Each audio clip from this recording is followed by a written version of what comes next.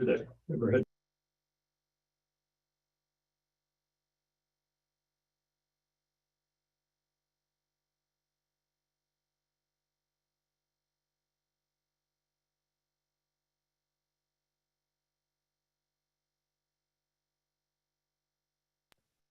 Okay, good morning. I'm sorry for the delay. We had some technical difficulties this morning, but we would like to welcome everyone to the meeting. So we will call the meeting to order. And the first item on the agenda will be to accept the minutes of the May 3rd, 2022 meeting. If you'll just unmute yourself when you need to speak. And also if you have a question, sometimes I'm looking at other things and I might not see your hand. So feel free to just unmute and ask your question. But for right now, can I get a motion and a second to accept the minutes of the May 3rd, 2022 meeting? Doretha Brooks, I move that we accept the minutes of the May 3rd, 2020 meeting for permanent record. Okay, thank you. Terry Can I get a second? I second. Thank you. Now we will vote. All in favor, say aye. Aye. Aye. Any opposed? The motion passes unanimously. Next on the agenda, we have Jennifer Christensen from Carr Riggs and Ingram. She is going to talk to you about the internal funds audit for fiscal year ended June 30th of 2022. So I'll turn it over to Jennifer now. All right, thank you, Carol. Good morning, everyone. I'm Jennifer Christensen. I'm the audit partner in charge of the audits of the internal funds. And so I just wanted to take about 5 minutes or so and give you guys a little bit of summary of what we're going to be doing. And then after we're done with the audits, if you would like me to present a summary of my findings, I do present to the school board each year, but I would be more than happy to come back to another meeting and do that for you also. So I did have a little PowerPoint that I had prepared, and I guess I'll go ahead and see if I can share my screen and see. It looks like it's allowing me, so everybody can see my PowerPoint. Correct. Okay.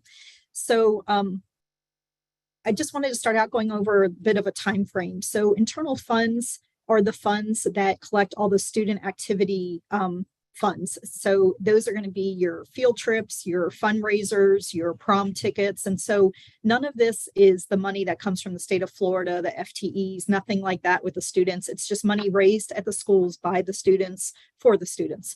And so you can see on this timeline, in July, we went ahead and had our audit planning meeting. So I meet with the district and we go through, and that includes meeting with Carol. So we have internal audit and also the accounting departments and with Lisa and with Luke over in the accounting departments. And so we go through any changes that may have happened during the year, any schools or areas that they have concerns. And then during July, we did our planning for the audit. And then we'll actually come out to the district office the week of August 15th. And that's where we're going to do the bulk of our field work. And then our plan is to have a draft of the financial statements and the reports to the district around mid-October. And then we issue the financial statements. November 15th is the date we're shooting for, but it all depends on the district-wide auditor because a lot of times they want us to coordinate it with their date. So we may finish our audit and just hold on to the financial statements until they're ready to issue their audit for the entire district. And then we'll go ahead and issue it all on the same day. So I think their plan right now is November 15th. Here you can see a little bit about what our responsibilities are. And so what we're tasked to doing is express an opinion on the financial statements and whether they're materially stated in accordance with generally accepted accounting principles, what we call GAAP. And so when it comes to the audit testing, it's kind of broken up. When we audit internal funds, we audit the internal funds for several different Florida school districts. And it's kind of broken into two parts. One is we're going to perform procedures on the financial statement accounts. So we're going to audit the cash accounts. We're going to audit inventory. accounts payable. And so we'll do substantive procedures on those accounts. And then the other part, which really takes up the bulk of our time, is doing compliance testing. And so there's lots of rules out there from, the state has different rules, the Department of Education, and then there's school board rules. And then there's also internal fund policies that Polk County has that we have to go through and make sure that the schools are following those rules, those procedures, completing the proper forms, following timelines and of, when they have to, if they collect money, if they're turning it in on time, if they're depositing it timely. And so again, that's going to be the bulk of the work that we do.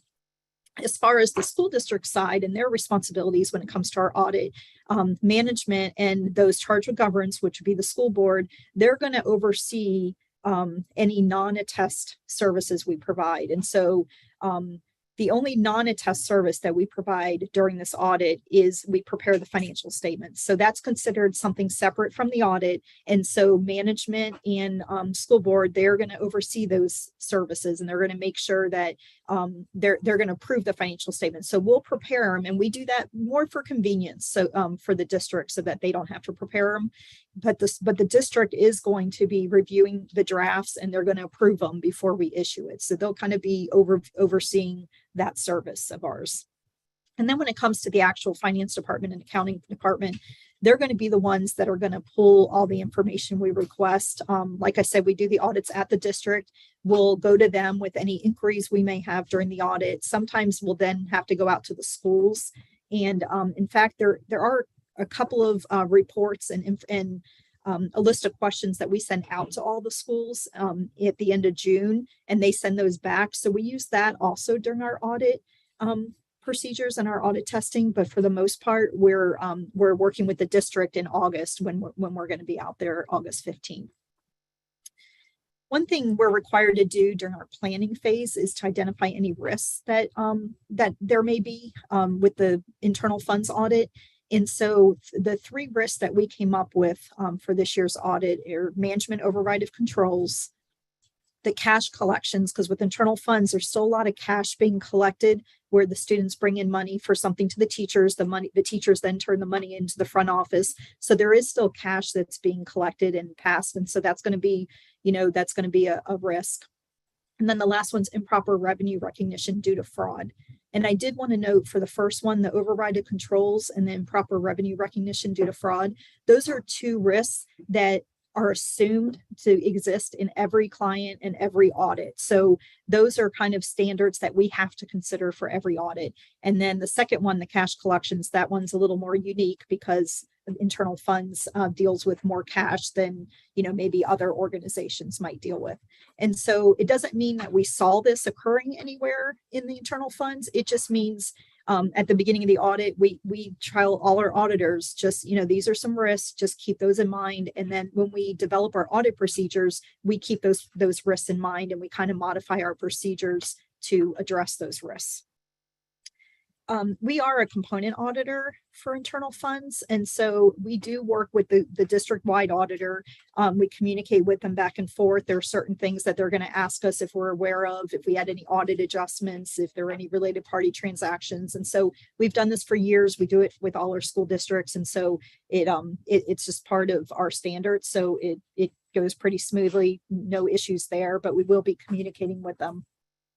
And then lastly, one thing that we do during the audit is to ask different parties. We ask all the principals and the financial secretaries. We ask Carol and her team, and we ask the accounting department. But I also wanted to kind of end and ask if you guys are aware of any fraud occurring in the internal funds, or if there's any concerns at all about, maybe a lack of control or something that's been brought up to you that you guys have discussed in your capacity regarding internal funds that I should be aware of during the audit. Or anything, I'm kind of looking over at the videos to make sure anything that you guys are aware of that should be brought to my attention. No. Okay. And this just has my information on it. If anybody ever wants to, reach out to me and talk further about the audits or any questions or concerns you have, please feel free to reach out to me. And you can also, I'm going to stop sharing, and you can also get my information from Carol. So that's the end of my presentation. Do you guys have any questions about the audit that we're starting? Are you going to be doing a lot remotely or most of it on site? So the planning we did last month, and that was all remote from our office, but August 15th, we'll be out at the district. And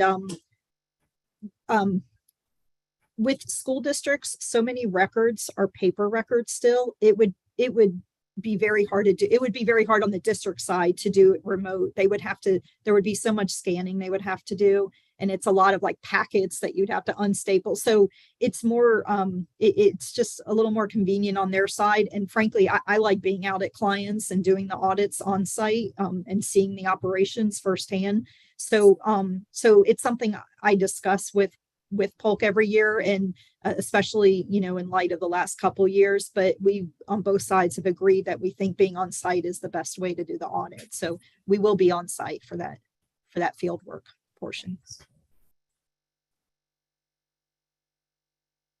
Okay. Well, if there aren't any other questions, like I said, feel free to reach out to me if you come up with any later, but thank you for giving me a few minutes of your meeting time this morning, and I hope everybody has a great day.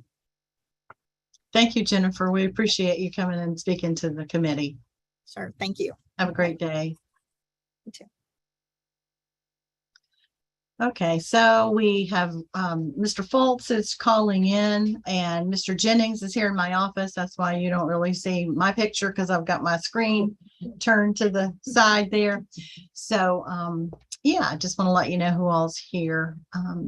And so next on the agenda, we have Barry Bauer, I hope I'm pronouncing your name correctly, from Deep Blue Investment Advisors to speak to you about our investments. I'll turn it over to you, Mr. Bauer. Sure. Thank you, Carol. And thank you, members of the committee, for the opportunity to be here today. I am going to make an effort here to share my screen. If I can get to the right one here. Okay, please let me know if you can see your market update and portfolio review.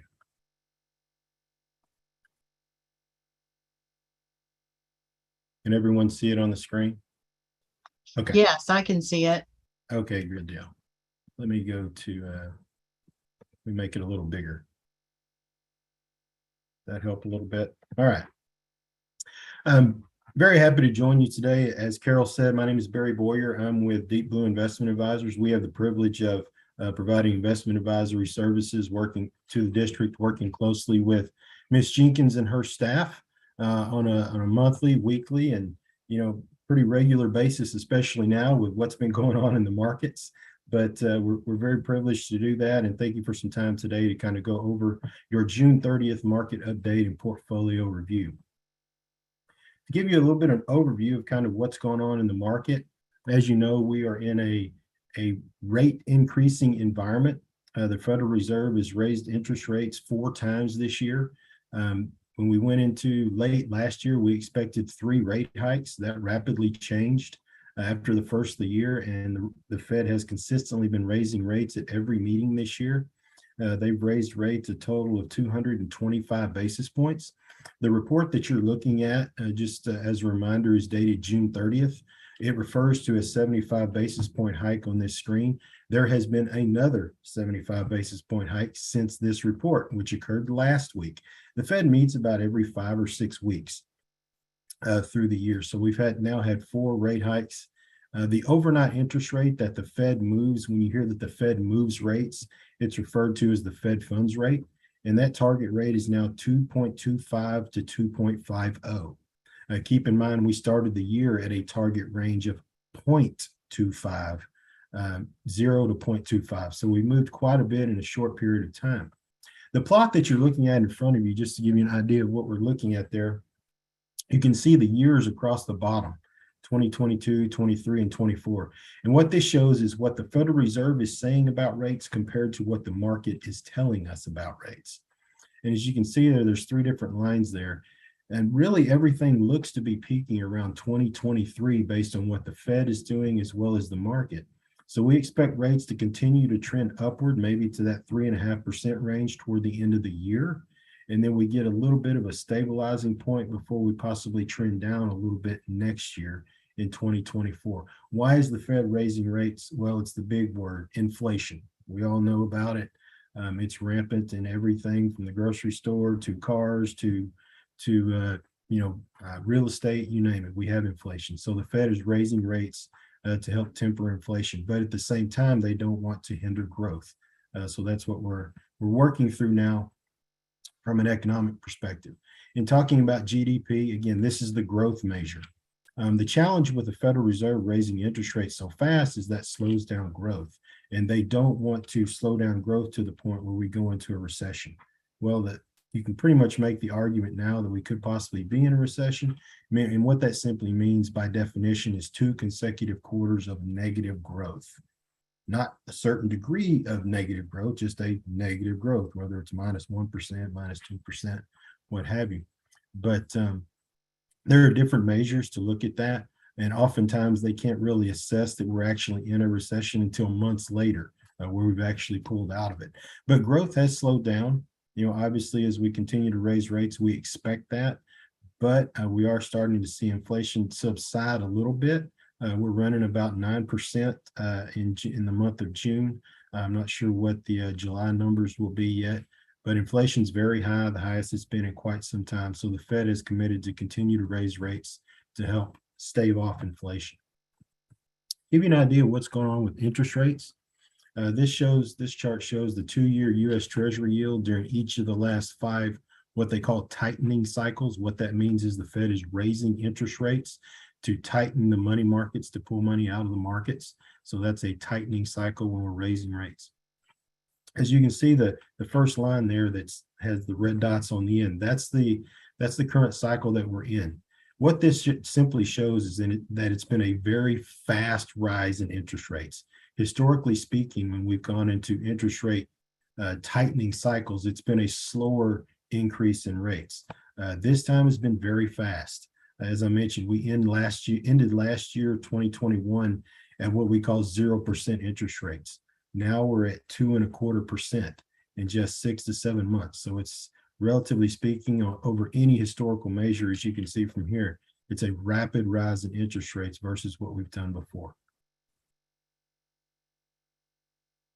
Just an overview of your cash and investment balances of the portfolio. It's a total of $490 million. As you can see here, kind of from top to bottom, it's generally in the order of liquidity. The majority of your funds are in what we call liquid balances. They're either in money market funds that have daily liquidity or investment pools that offer liquidity as well. About halfway down there in the middle, you see Fifth Third Bank short-term and Fifth Third Bank long-term. What that is, that's your custodian account at Fifth Bank.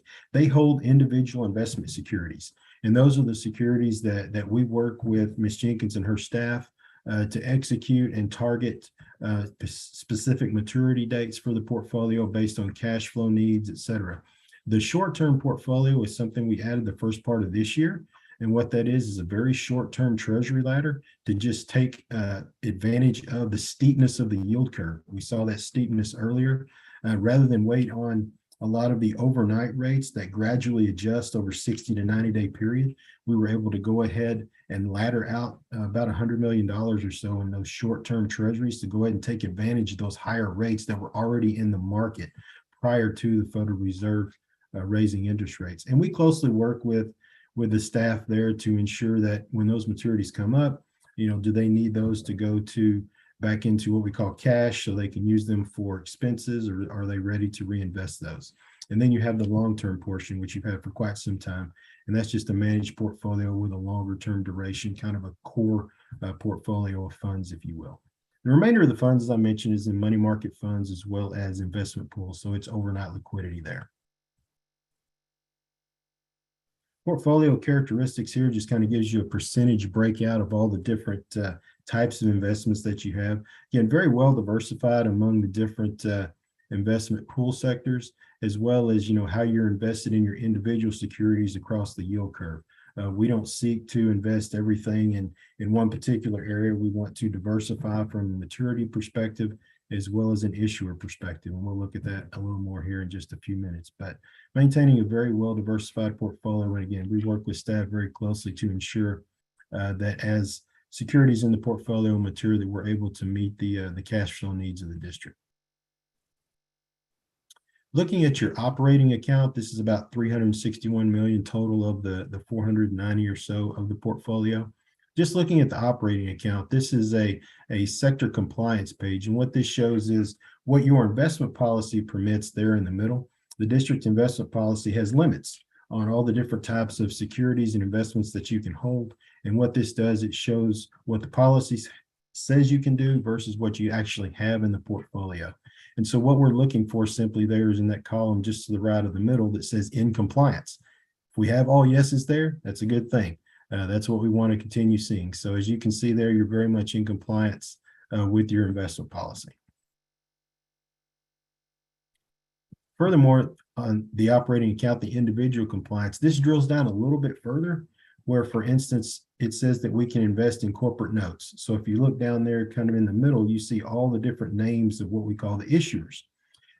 We have further limitations within corporate notes to ensure that, yes, we have an allocation to corporate notes, but we're not investing in the same issuer in large pieces. So you want to make sure that you're further diversified within those different investment types. And that's what this chart shows, that yes, even within the particular investment types, you're furthermore diversified to avoid over concentration in one particular issuer.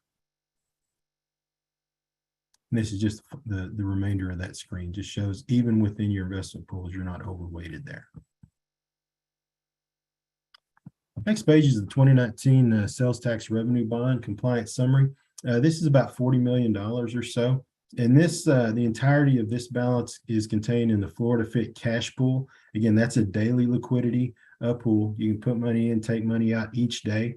It's yielding, as of this report, which is June 30th, you can see there about a 0.8%. Just to give you an idea of how much rates have moved, as of today, that fund is yielding 1.72, to give you an idea. So it's more than doubled in the yield that it is paying just since this report. To give you an idea again of how fast interest rates have moved up. So you're taking advantage of those interest rates in the market as they increase, and that just simply means more interest income to the district. The impact fees, this is about 87 million for the remainder of the portfolio. It's split between the cash pool, which is what we just talked about, as well as the enhanced cash pool. It's a similar liquidity pool, just slightly longer duration. It was paying a 0.96, and to give you an idea, it's now paying a 2.04. So it's come up quite a bit as well. It's a slightly longer pool. It does offer daily liquidity, but its weighted average maturity is a little bit longer, so it does pay a little bit higher than the cash pool.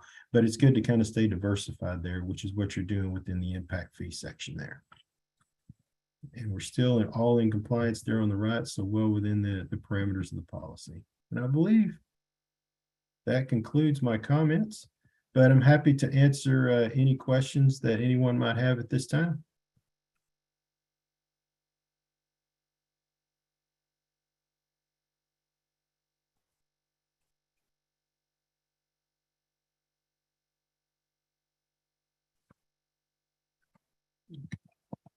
And Carol, with that, I can turn it back over to you. Just want to say thank you so much, everyone, for allowing me to present. If you at a later time come up with or think of a question that you might have regarding our report, or just general comments about the investment outlook for the school, please do not hesitate to reach out. We're here to help any way that we can.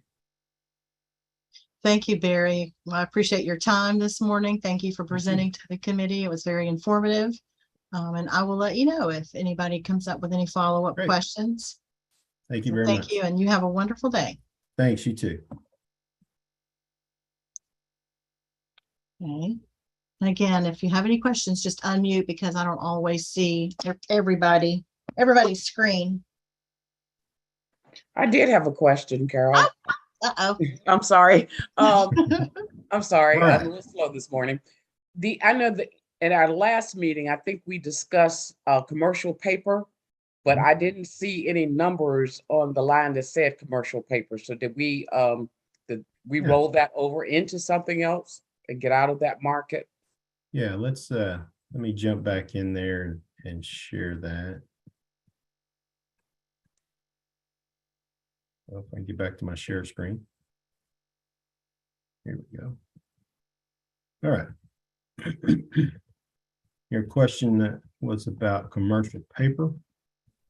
Let's bump up here and we'll look at the actual individual investments here. Oops. Yeah, with regards to commercial paper, there on this as of this report, you don't see any commercial paper there in your operating account. You do see some corporate notes, which really the only difference between commercial paper and corporate notes is commercial paper shorter term. It's really just out to 270 days, where corporate notes can be longer. But no, as of this report, there's not any commercial paper in your operating account. So primarily the short-term account, that we set up within Regions Bank has been Treasury Securities. But we do look at opportunities in commercial paper as well. We just want to make sure we maintain diversity there. And if we're taking on additional credit risk with regards to credit, we want to make sure that we're properly compensated. Okay, thank you. Thank you.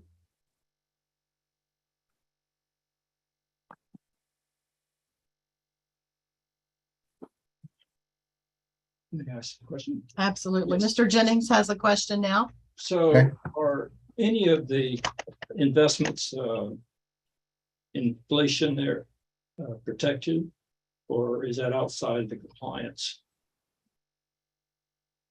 Okay, say that again. I'm sorry. Well, I heard I was inflation. questioning whether any of the investments are protected from inflation or inflation impacted. Right. Well, with regard how inflation impacts fixed income securities is we're experiencing rate increases. So what that means is, the combating of inflation with rates increasing means that your short-term investments, especially your liquid funds that are in your money market accounts, your bank accounts, as well as your pools, those are gradually increasing in rate. So that each time that the Fed raises rates, there's a gradual reset of those rates over time. So there's not, I wouldn't really use the word hedge, but you're definitely taking advantage of the higher rates as they come about. I mean, that's really the best way that you protect from inflation, is gradually continuing to look for opportunities to invest the portfolio at higher yields, which is that is gradually happening week after week, month after month. So then it's primarily then through the short-term investments then that when you renew the rates, then that you Yep. are reaping the benefits of Exactly. of inflation. So what is Exactly. I didn't see the maturity rates on the short-term investments. I don't believe we have the investment detail of the short-term portfolio in here. That's a different report. You can see right here, the Fifth Third Bank, the short-term portfolio, that's $100 million portfolio that we put in place earlier this year and working with Ms. Jenkins and her staff. And what that is, that was about a 6 to 9 month portfolio that we invested in with monthly maturities for the specific purpose of exactly what you just said, to take advantage of those higher rates that were already present in the market. Because as rates start going up in the tightening cycle that we're in, before the Federal Reserve moves the overnight rate, those rates are already present in the 0 to 1 year range. So we went ahead and laddered out there to take advantage of much higher rates versus what the pools were paying. The pools and liquidity funds will gradually get there, but it's typically anywhere from a 45 to 60 day lag, because those portfolios have to turn over before they start paying a higher yield. So yes, those funds get invested at higher rates as they continue to mature. And we work with staff again to see if those maturities are needed for cash flows, because they are short-term funds, see if they're needed for cash flows, or if we can effectively put them back in the ladder, to climb the ladder to those higher rates. So that's the objective there. Thank you. Amen.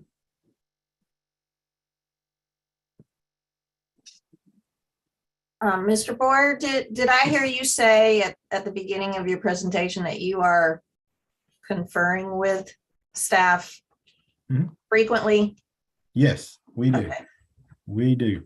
With the changes We, that are going on right now? Oh, absolutely. Especially on the short-term investments. I mean, that's a portfolio where anytime maturities come up, which are again monthly, and we're working with staff to see if they need those funds to meet cash flow needs, or if we need to, or if there's an opportunity to ladder them out a little further. We're actually having conversations now about some funds that have matured. So yes, quite frequently. Absolutely. And similar to Carol, this, I have a we meet with them question. quarterly as well. Can you hear me? Yes, Yes. ma'am. Go ahead, Mrs. Cunningham. Thank you. I had a question as well. I'm going back to earlier in the presentation where you discussed the time frames that are sort of being looked at for the interest rates and so forth. And I think you said you would see them continue, the feds continue to perhaps look at raising rates through the end of this year. And then you said, and then perhaps next year, you said 2024. Did you mean 2023 where you thought it would start to stabilize? Or did you in fact mean 2024? I wasn't sure. Oh, okay. I'm sorry. I think you're right. I overspoke a little bit. If you look back at page 2, you should see it on the screen here. What this shows is that toward the end of 2022, which is on the left side, we kind of get to kind of a leveling off point in rates based on what the market is showing. And then we do trend down a little bit as we go into 2023. So yeah, I think you're right. I did speak about a year ahead of time there. But we think it's, That's okay. no, that's okay. I'm glad you pointed that out. I'm really interested to see what Yeah. the end of the year looks like, because Yes, sir. it's looking like and feeling like that once we get to about that, as you can see on this, the 3 to 3.5% range, I think the Fed's really curious to see kind of where we are from a growth and employment perspective there to determine kind of what 2023 is going to look like. Okay, awesome. Thank you so very much. Appreciate Thank your you. time and talent. Thank you very much. I appreciate it.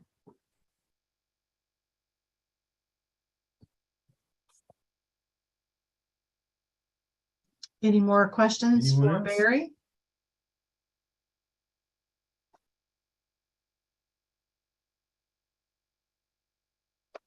All right. Very good. Well, again, Ms. Jenkins and her staff is a pleasure to work with, and it's so nice to be with all of you this morning. If there's any other questions, don't hesitate to reach out. I'm happy to help any way that we can. Great. Thank you so much. Have a Thank great you. day. Have a great day, everybody. You too. Okay, so next on the agenda, JD Fouts, the Senior Director of Finance, is going to give you an update or a presentation on the tentative budget. So I'm going to turn it over to JD now. All right. Good morning. I'm going to go through the tentative budget book that was presented on Tuesday, the 26th. And share my screen.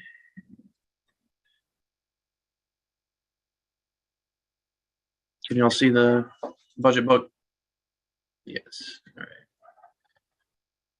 So here's our comparison of second calc from 2022 to second calc of 2023. We're showing a increase in weighted FTE. Well, we have our growth in our unweighted FTE and weighted FTE around 6,000, 7,000 students. DOE gave us an additional 217 for our BSA,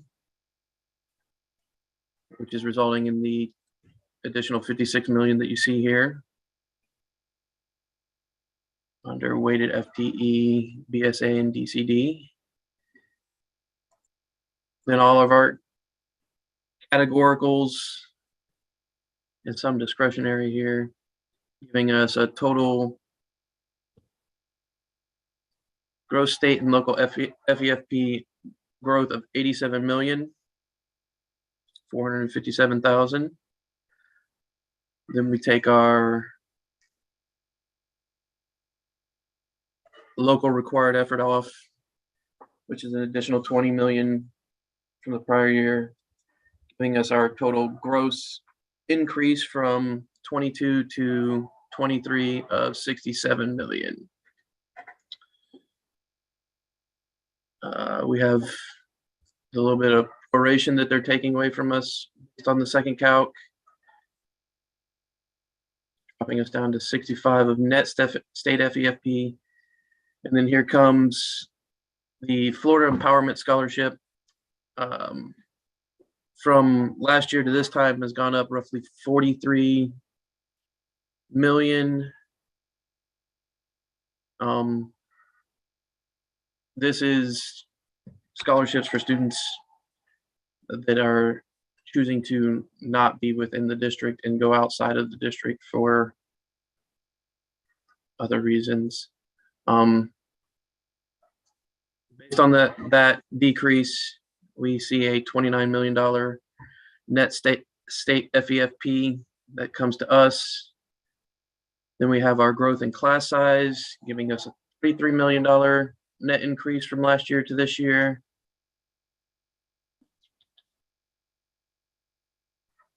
And I think this is just adding back in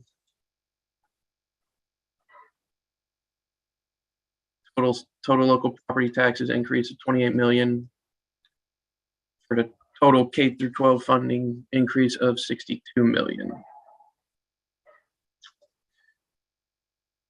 Here's what our general fund projections look like for the upcoming year. We just went over all the revenue. We're projecting an ending fund balance right now of 104 million, an increase of 4 million from last year.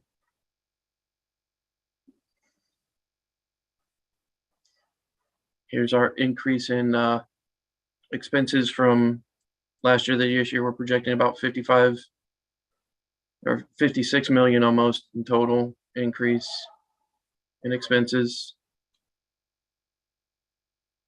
which is giving us a projected ending fund balance of 54,394,000, which gets us just above our 3% of at 3.04.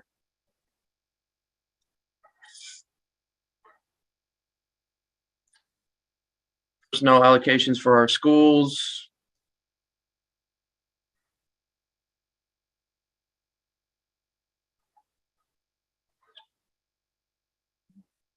Total teaching units, 6,312. That is our paras, total paras, sorry. And now it just froze on me.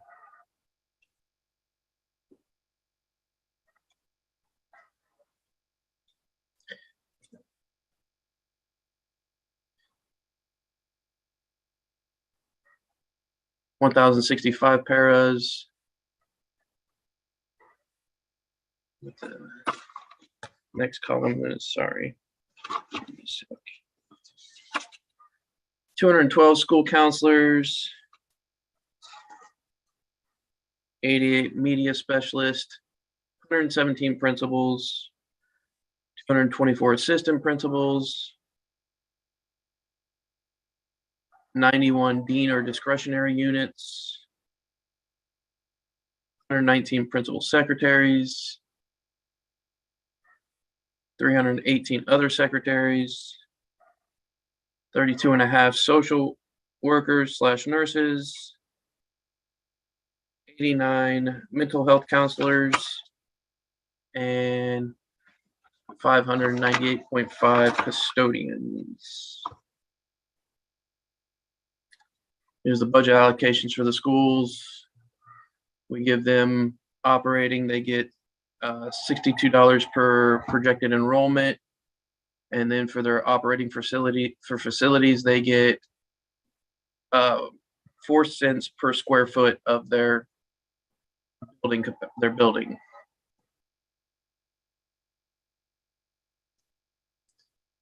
Total elementary, 3,643,000 plus the operating plus their facilities, a total of $3,911,981 for elementary schools, middle schools, 1,489,916. Our high schools, $1,982,443. And our specialty schools or other schools, $1,679,507. Then we have other things that are not allocated to the schools, but go to the schools, like the teacher supply assistance grant, or not grant, but funding. Our instructional materials, ERS, which is money that we give to our department to help the schools with any issues they have with computers, projectors, things of that sort. There's custodial supplies, advanced placement for the schools that earn advanced placement, IB for our IB schools. All this adding up to a total miscellaneous allocation of $21,376,032 for a grand total budget to the schools of $30,439,879.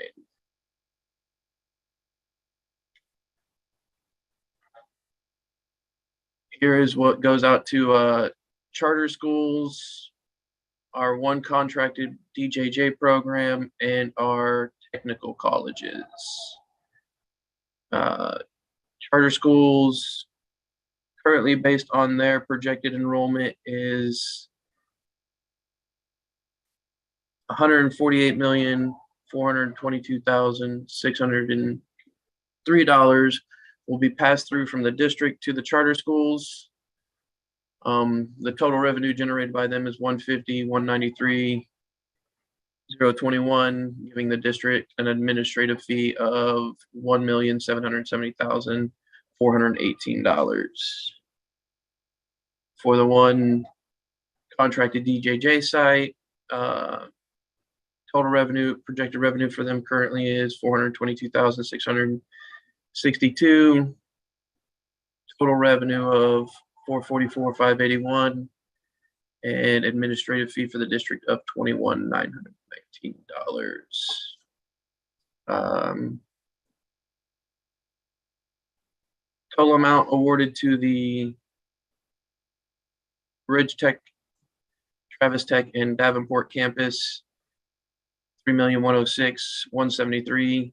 Those are ours. We do not hold an administrative fee for them, so they get the full amount awarded to them.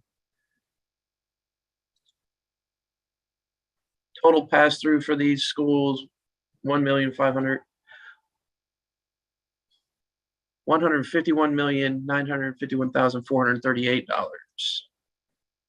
Total revenue generated, $153,743,775, and the district administrative fee of $1,792,337. Here is our department salaries. Oh, yes. Based on positions, we are showing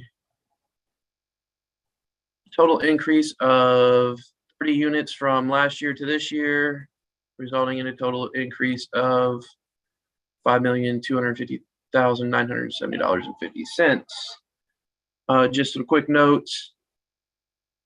Transportation, of that $26,719,813, $20,282,472 of that is drivers, attendants, and substitutes and overtime for that department. And also the total increase to department salaries is due to FRS rates increase, health increase, and approval of org chart changes. The department's budgets for the year, we had a slight increase there, I think, too. Let's see, actually. Total increase 8,547,000. To note here, almost 4 million of it is based on telephone and utilities increases. Then we have another portion up here. It was a good amount increase. Let me see, where was it? Here we go. Transportation had an increase. This was due to fuel, 1,972,000, and our safe schools had an increase due to increase in contracted services with the Polk Sheriff's Office and other city law enforcement. Okay. Our local capital improvement, our certified tax roll increased a little over 11 million, resulting in us getting, that's actually not more than 11 billion, 11 billion, resulting in a $16 million increase to revenue generated from local capital improvement. Our estimated carryover for the year from prior year was 36 million, giving us a total appropriation of $123,078,914. That money, here's a small breakdown. 19 million will be going to service. $1 million will be used for school hardening and guardian programs. 13 million for transfers and maintenance salaries. 14.5 million maintenance, renovation, and repair of our campuses. 6.2 million to school buses.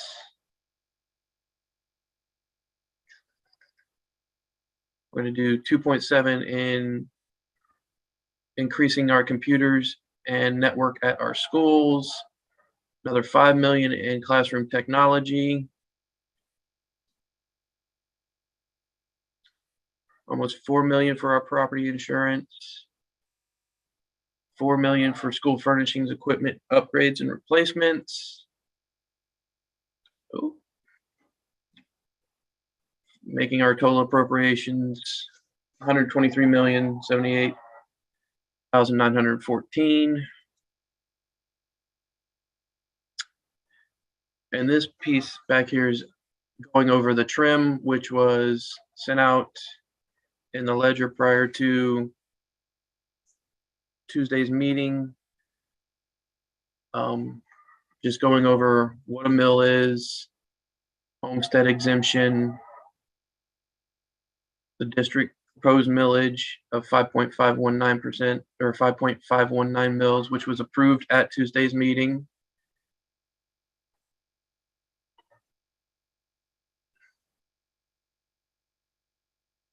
There's the 5.519, required local effort of 3.271, discretionary 0.748, and capital outlay of 1.5 mils. There's a total decrease between last year and this year of 0.31 mils. Here was the budget summary that was submitted to the ledger for the notice of the hearing. It may be a little bit different than some of the slides earlier, just because between the time that this was created and given to the ledger to post and the time that we actually finished the tentative budget book, there were some changes. So total revenue, 1,117,000. You see here 86 million for fund balance. We're saying 104 now, so that changed slightly. And then our projected ending changed from 88 down to 56.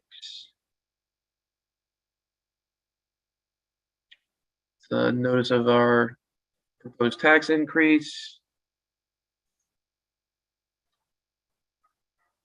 Initial proposed levy, 283,909,653, plus tax increase of 1,272,245, for an actual property tax levy of 285,181,898. And this year's proposed tax levy will be 330,022,292.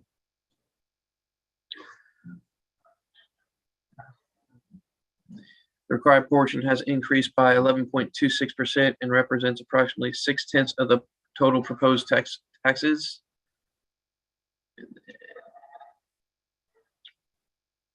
Here's our notice of tax for school capital outlay, what we will be spending the capital outlay on: construction and remodeling, maintenance and renovation, motor vehicle purchases, new and replacement equipment, computer and device hardware, payment for education facilities and sites due under a lease purchase agreement, payments for renting and leasing educational facilities, payment of cost of compliance with environmental statutes, rules, and regulations, cost of leasing relocatable educational facilities. This is our portables that we lease. Payment of premiums for property and casualty insurance. And that is everything that I have on the tentative budget right now. Are there any questions?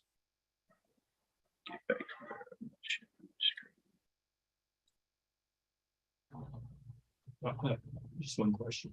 Mr. Jennings has a question. Okay. JD, I noticed that in vehicle maintenance or vehicle purchases, you've taken out $500,000 and put $500,000 into leased vehicles. Is that Right? What is that? A change in strategy? Yes, sir. Last year we went to the board and got approved to go with leasing vehicles instead of straight purchasing them. So we've reused that money for that lease that we will be doing. Is that for buses or other vehicles? No, this is more white fleet vehicles and things of that nature.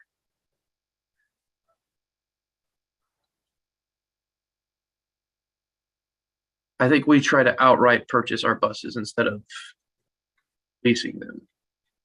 Let's see. I'm going.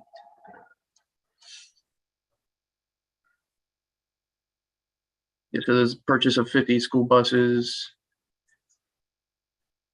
Well, it does say lease purchase of 200 buses and ancillary equipment.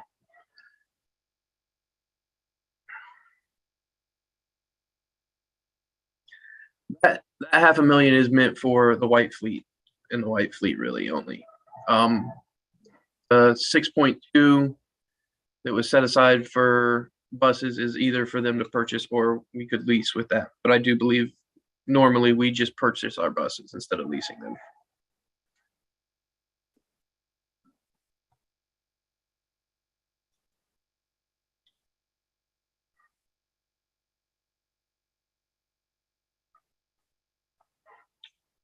Any other questions? I have a question. Back near the beginning of your presentation with the all of the variances, has anybody asked, and I mean, there's so many numbers on these pages, you go cross-eyed looking at them. I do respect that. And this would make the print even a little bit smaller, but has anybody ever asked for percentages? Because these variances would take on more meaning if there was a percentage column. That it's just a suggestion.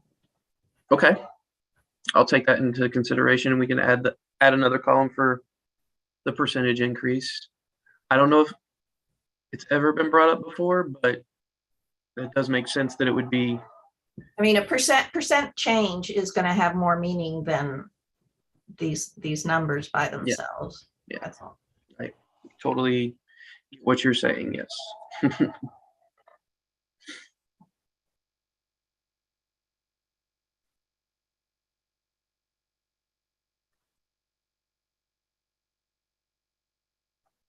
Any other questions? Mr. Jason. Jennings has another. Okay. So I don't know if this is out of order or not, but I am a CPA, but I look at a lot of figures, but I look at all your figures and I say, oh, that's a lot of figures. I'm thinking about a lay person, not, no offense, Mrs. Cunningham, but that's a lot of figures to consume and analyze.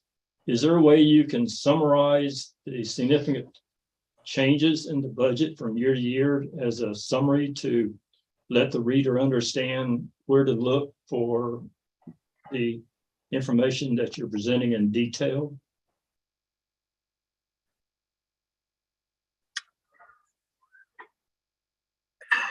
Yes. I think the reason we leave it broken out the way we do is because so much of this is like when we're looking at the FEFP we get, these are categoricals. So we leave it broken out into the categoricals. We could summarize it to where, increase in discretionary, increase in categorical, and so on and so forth to make it not as many numbers. But I think the feeling has been is it's better for us to show what all those categoricals are. I do understand the need for the detail. I'm not saying that. I'm just saying that sometimes you have executive summaries. Yes, sir. With a report. Mhm. And that I find those very helpful in our presentations.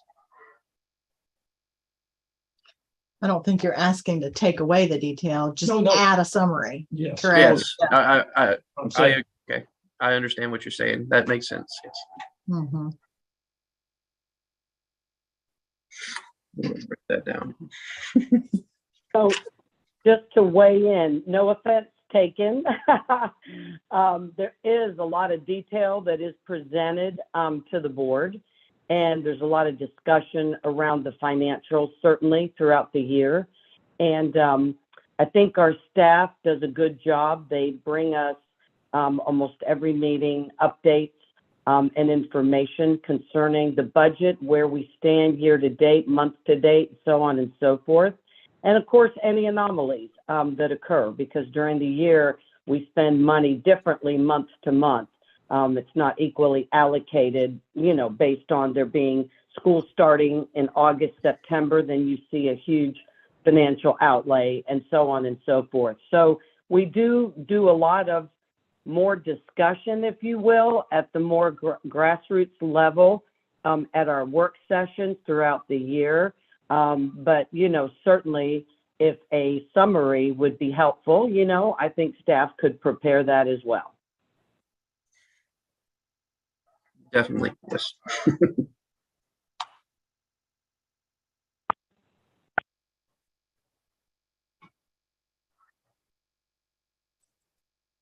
Go ahead. it's an awesome job you do. It's so much detail. Thank you.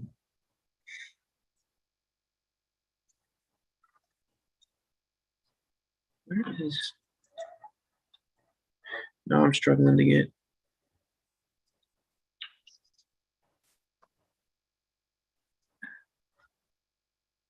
Okay. I'm trying to get my shared screen off. Are there any other questions?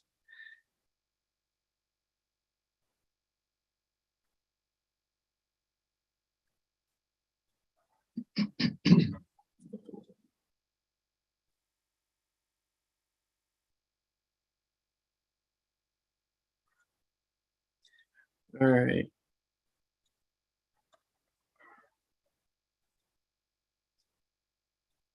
I'm struggling to get the. Why is it not pulling up the meeting? Shared screen off.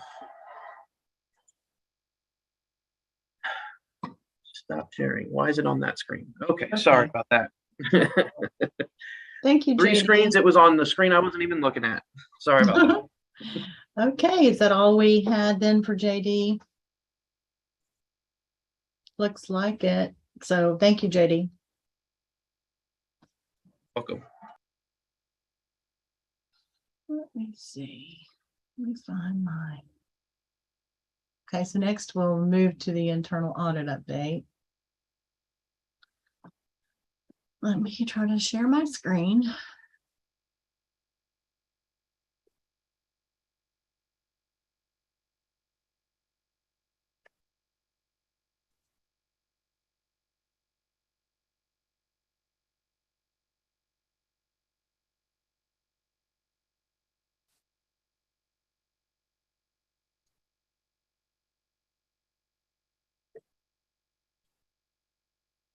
Can you see the internal audit update?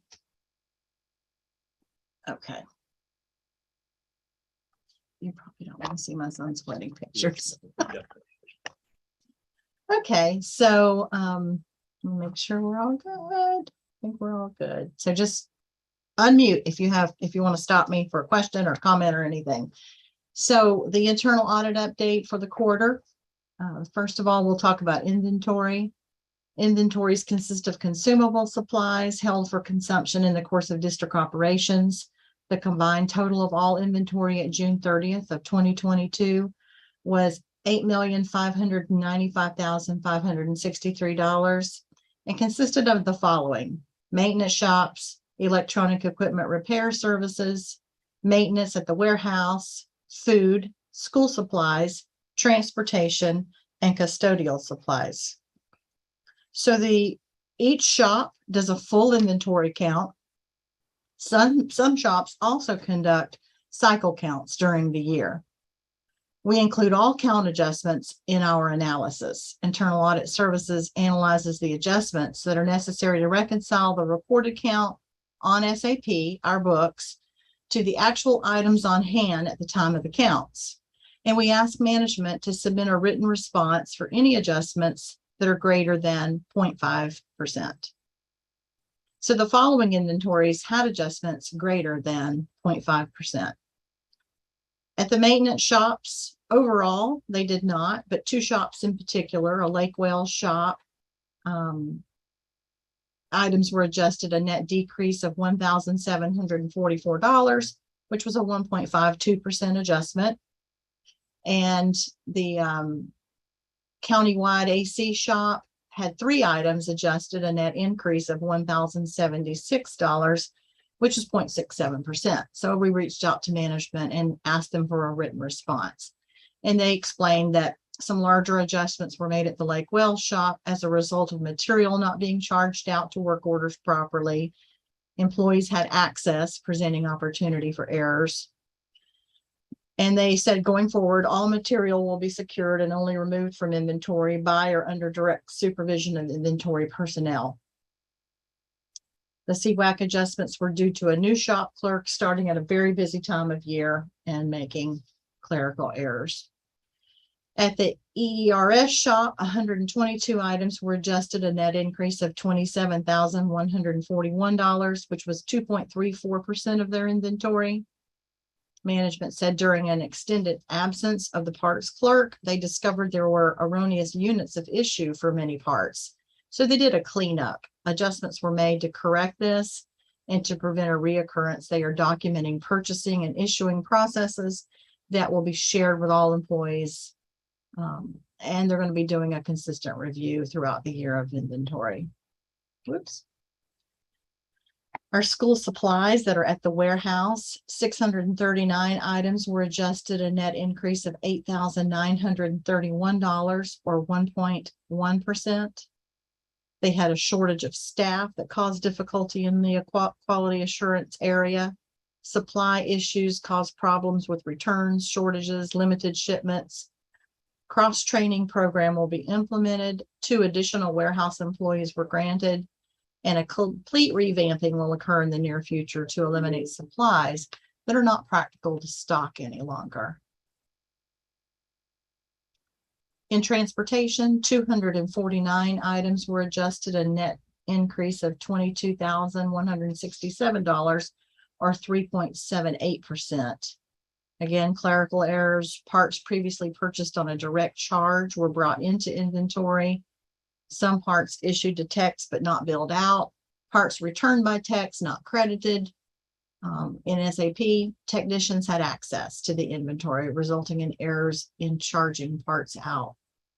So, I mean, I think it's a good exercise that we do as far as analyzing the variances and having management respond, because I think that, just keeps everybody a little bit aware, of where some weaknesses may be so that they can address those issues.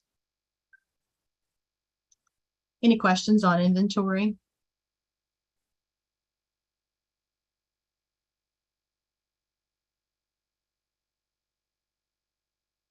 Okay, we'll move on to travel audit. We reviewed a sample of in-county and out-of-county travel reimbursements to employees. The audit was conducted to identify areas of non-compliance with Florida statutes, Polk County School Board policies and procedures, and to make appropriate recommendations to correct deficiencies.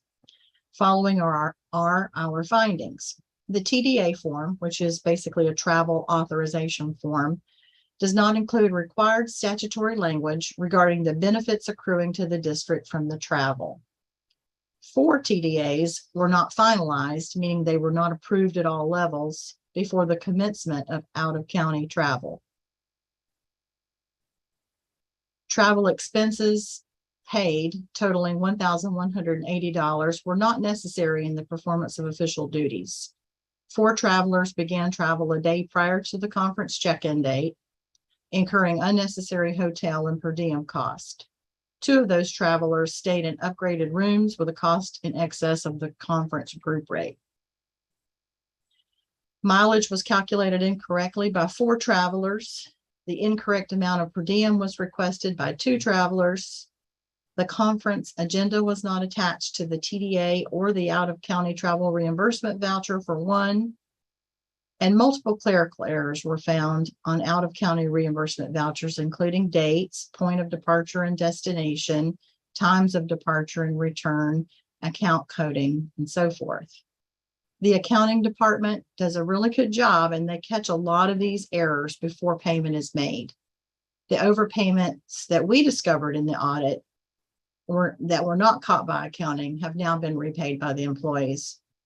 We recommend that employees and their supervisors, in our report to management, to the superintendent, we recommended that employees and their supervisors be reminded to make sure that travel reimbursement requests are accurate prior to submitting them to the accounting department for payment.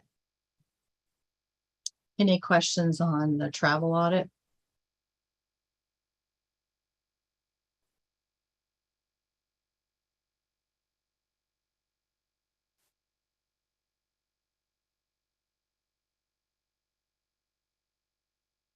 Okay, we completed the following payroll audits during this past quarter. I think 4 out of 5 or so had more severe or atypical findings. So we summarized those. I'm going to let Davina talk to you about these because she's been working on them. So Davina, I'll turn this part over to you. Hello, good morning, everyone. Can everyone hear me correctly? Yes. Good. This past quarter, we completed 6 payroll audits, which included Jewett School of the Arts, Socrum Elementary, East Area Adult, Bethune Academy, Avondale Central Elementary, and Goss Academy. Jewett School of the Art, we found just typical findings, so we're not going to speak about that one. Then Socrum, East Area Adult, and Goss Academy, we found a few that are typical findings, but are not as severe. For Socrum Elementary, we found that 1 employee was underpaid 12 hours because approved overtime was not posted correctly to SAP by the payroll secretary. And additional time worked by 3 employees was not posted timely by the payroll secretary, resulting in the employees not being paid for additional time work until a month later. East Area Adults, 1 employee was overpaid 18 hours due to a missed posting by the payroll secretary. And Goss Academy had unrecorded absences for 1 employee for 4 days and leave for the payroll secretary was not posted timely 2 months after the fact. Now, for Bethune Academy and Avondale Central, we found that they had far more findings than typically is found, and in severity. One finding for Bethune included the principal did not approve any posting to SAP for leave and additional work. We found over 200 hours of unrecorded absences for 12 employees in our sample. We also found 4 employees were not paid 17 hours of additional time work. Leave that was posted to SAP for 11 employees was not posted until 2 to 4 months later. The former payroll secretary passed away, and a new experienced secretary is currently in the position and working to correct as many of the errors and oversight as possible. We recommend that the principal provided increased oversight to ensure that the payroll records are accurately accounted for going forward. For Avondale Central, we found that the principal was also not approving 94% of the posting to SAP for leave and additional work. We found 1 unrecorded absent for a partial day in our sample. We found 1 employee was overpaid 18.5 hours, and 3 employees were not paid for additional time work as follows: 3 hours work by a custodian, 2.5 hours for 1 school nutrition assistant, and a 1/4 hour for a school nutritional manager. Due to posting errors, omission by the secretary, we recommended that the principal provided increased oversight to ensure that the payroll records are accurately accounted for going forward. Any questions?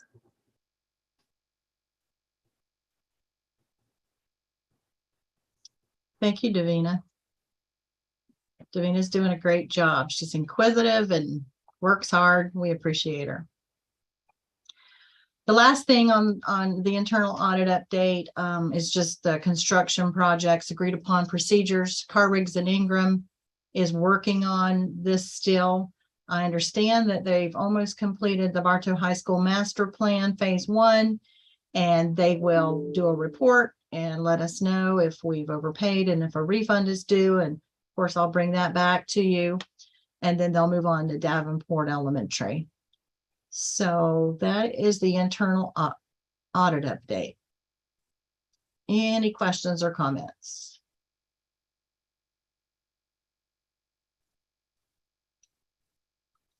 Okay. Well, I would like to go ahead and set the next meeting for Tuesday, November 1st at 9 a.m. I know we were getting close to, at that point in time, we were getting close to our audits being completed. So if they are, and it's a couple of weeks, we could possibly change that.